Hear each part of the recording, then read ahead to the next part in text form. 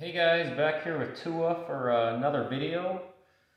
This one's going to be a little bit different here. This one we're going to be talking about expenses that you're going to have the first month with your Bullmastiff puppy. I've always said that part of the reason that I've done this channel here is to let you guys know what to expect at very certain ages and stuff like that through your Bullmastiff's life for people that are interested in possibly getting one. And part of that is how much you're going to spend. Vet bills, toys, treats, food, all that kind of stuff. So we've had him for a little over a month now, and I've been keeping track of everything that we bought, partially in preparation, the week leading up to getting him, and then everything that we've spent in the meantime since we've had him. I'm not going to include the price that we paid for him to actually purchase him from the breeder because there's so many different variables that go into that it's going to be different for everybody depending on what country you live in. If you're in the United States, it's going to depend on what state you bought him from or breeder you got him from, if you're driving to get him, if you're having the dog flown to you, things like that. I'll probably touch on the price that we paid for him in a video down the road. But for right now, I'm just not going to include that. This is just going to be the expenses that go into owning the dog after you've had them, or like I said, the prep leading up to getting him for 1 month. So I'll just start right off the bat. The first expense I'm going to talk about is also going to be your biggest one. It's going to be the vet. So we've taken him to the vet twice now. We spent $313. And that's just the vaccines, the heartworm, and flea and tick medication. And then he's also had a UTI that I've talked about in some other videos. So we had to purchase some antibiotics to get rid of that UTI. But most of that money is into the vaccines. Just do what the vet tells you to do as far as vaccines go. They're going to have their recommendations and why. And pretty much just follow with what they're telling you to do. They know a lot more about it than I do, so I'm not going to go into detail about the different ones like rabies and things like that.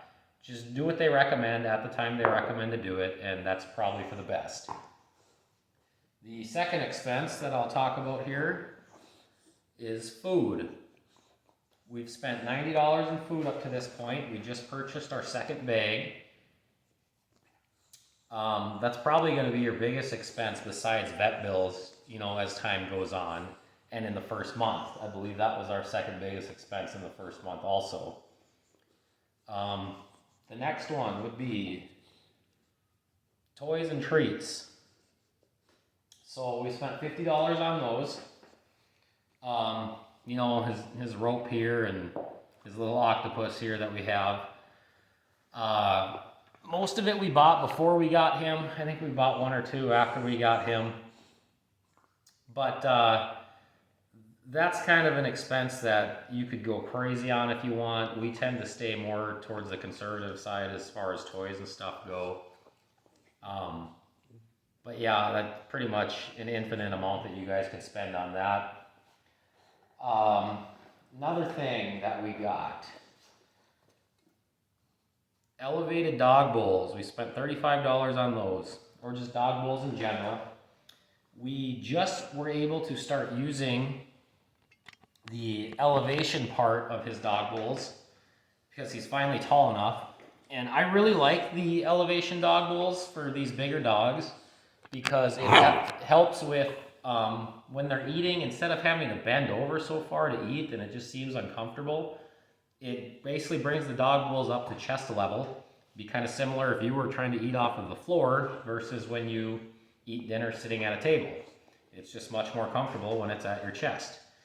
So that's pretty self-explanatory.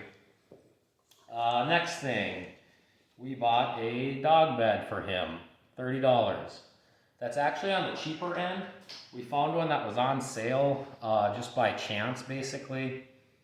And it worked out really good. It's the perfect size and everything, but I would say probably plan on spending closer to 100 for these bigger dog beds. But if you can find a deal, take advantage because they are expensive, like I said, and we lucked out finding one for so cheap. Another thing, a leash and collars, $50. We bought one leash and we bought 2 collars. First collar we bought is this one you see here. Just this little fabric one with the plastic clips. These are good for when they're puppies. However, as they get older, with my experience, I've come to notice that this plastic can wear out and it can eventually break. And the last thing you want is when you have a big dog to be pulling on that and that breaks and now you have a dog on the run. So I'll probably upgrade to a leather one that's more similar to a belt style as he gets older, but for right now, this is fine. And then the other collar we bought was the choker collar that I use, or the training collar. That's only on him when I'm doing training with him. And maybe I'll make a video in the future about why those are useful, but I really like those for teaching how to heel and sit stays, things like that. They come in handy. They're a tool that you can use. Next thing would be a crate. Plan on spending $50 to $100 for a crate. We actually have one that, so we didn't have to purchase one. We've had one for probably over a decade now. I would really recommend you guys to search for used crates before you go out and buy a brand new one, because you're going to get a lot better deal, and used crates for the most part are just as good as the brand new ones.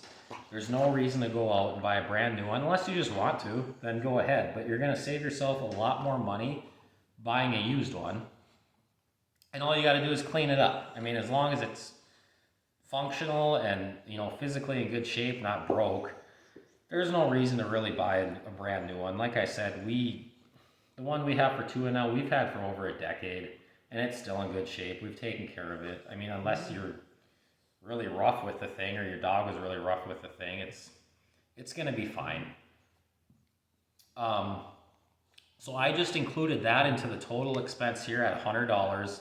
Just kind of went at the high end, but if you're buying a brand new one, I mean, you could, depending on brand and all that kind of stuff, you could probably go as high as $200. That's why I really recommend getting a used one. But I included the high end of my 50 to 100 in this total. So total then, and this does include the crate at 100, which we didn't buy, but I'm just going to include it for the sake of the video. Total for your first month of owning your Bull Mastiff would be $668. And like I said, that's kind of on the lower end. Come on, Tua. Because we don't really splurge on a whole lot of things for him. It's just kind of the necessities right now. So to be on the safe side, I would say for a range, plan on spending anywhere from $700 to $1,000 on your Bull Mastiff the first month that you have him home. Because if there's an issue, maybe he gets worms or something, you know, you just plan on closer to that $1,000 mark just to be safe. But anywhere from $700 to $1,000 is probably about what you're going to spend. And I'm glad that I kept track of all this because, like I said, this is a good idea of what you're going to spend if you do get a Bull Mastiff in that first month that you have them home. Now, you could definitely spend a lot more than that if you wanted to, but I kind of kept this to just the essentials of what you would need to spend. And so that's probably kind of closer to the lower end. Maybe you could go a little bit cheaper. But if you guys have any questions about anything, or if you feel like I missed something, go ahead and let me know. Otherwise, thanks for watching.